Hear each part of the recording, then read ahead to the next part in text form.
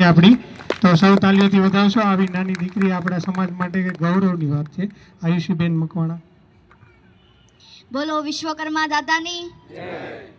અહીંયા આટલું સરસ સંમેલન છે તો અવાજ તો આવો જ જોઈએ ને। બોલો વિશ્વકર્મા દાદાની જય। પહેલા તો શ્રી કનુભાઈ ગેડિયા અને શ્રી જયંતિભાઈ પીઠવા તેને હું ખૂબ ખૂબ આભાર માનું છું કે તેમની આટલું સરસ સંમેલન કર્યો છે। અને તેમને જ નહીં પણ વિશ્વકર્મા દાદાના પાંચેય પુત્ર રાત દિવસ મહેનત કરીને આટલું સરસ સંમેલનનું આયોજન કર્યું છે તો તેની માટે જોરદાર તાલીઓના ગડગડાટ તો થઈ છે।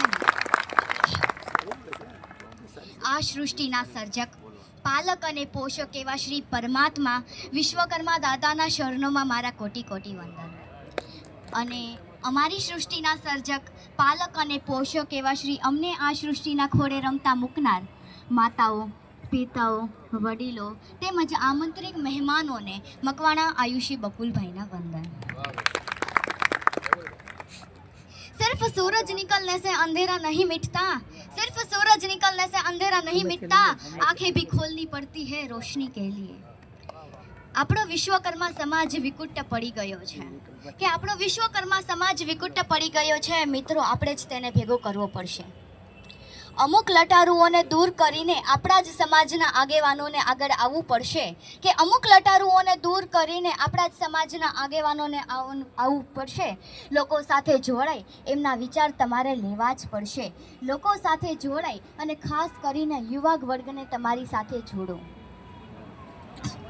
એમને સમાજમાં ઇન્ટરેસ્ટ કરતા શીખવો, રસ લેતા કરો તો જ આપણો સમાજ આગળ આવશે।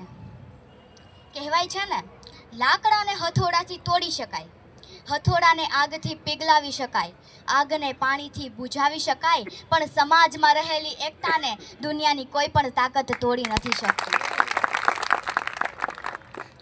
આપણે એક હશું તો આપણા અવાજનું મૂલ્ય હશે, આપણે એક હશું તો આપણા અવાજનું મૂલ્ય હશે, આપણે એક હશું તો આપણા સમાજનું મૂલ્ય હશે। એટલા માટે જ આપણા સુરત શહેરના આંગણે શ્રી વિશ્વકર્મા ધામની સ્થાપના થઈ રહી છે।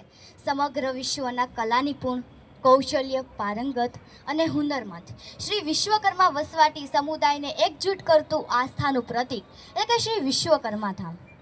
કેટલું સુંદર મજાનું નામ છે નહીં, શ્રી વિશ્વકર્મા ધામ। શ્રી વિશ્વકર્મા ધામ નામ સાંભળતા જ આપણી છાતી આમને આમ ફૂલવા લાગે છે। એ ગૌરવ લીધા જેવી વાત છે કે આપણે સૌ શ્રી વિશ્વકર્મા દાદાના સંતાનો છીએ। એટલા માટે જ આપણા સમાજના ભાઈઓએ એક સપનું જોયું છે કે મારે મારા સમાજ માટે કંઈક કરવું છે, મારે મારા સમાજને એક કરવો જ છે। એટલા માટે આ સંમેલનનું આયોજન કર્યું છે। આ સંમેલનમાં વિવિધ સંસ્થાના સામાજિક વડીલો, આગેવાનો, હોદ્દેદારો, જ્ઞાતિ અગ્રણીઓ અને રાજકીય મહાનુભાવોની ઉપસ્થિતિમાં બધાનો સાથ અને સહકાર જરૂરી છે।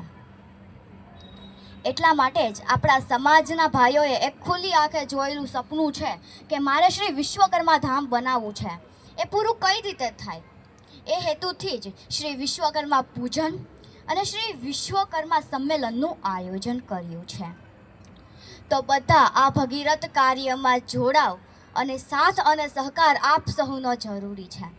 બસ આટલું જ કહીને હું મારી વાતને વિરામ આપીશ અને એક પંક્તિ કહેવાનું મન થાય છે કે વનધરાના ગગન સુધી, ના ઉન્નતિ ના પંથ સુધી, મારે તો જાવું છે માત્રમાં માત્ર પ્રગતિના પંથ સુધી। બસ આટલું જ કહીને હું મારી વાતને વિરામ આપું છું। જય હિન્દ, જય ગરવી ગુજરાત। બોલો વિશ્વકર્મા દાદાની જય।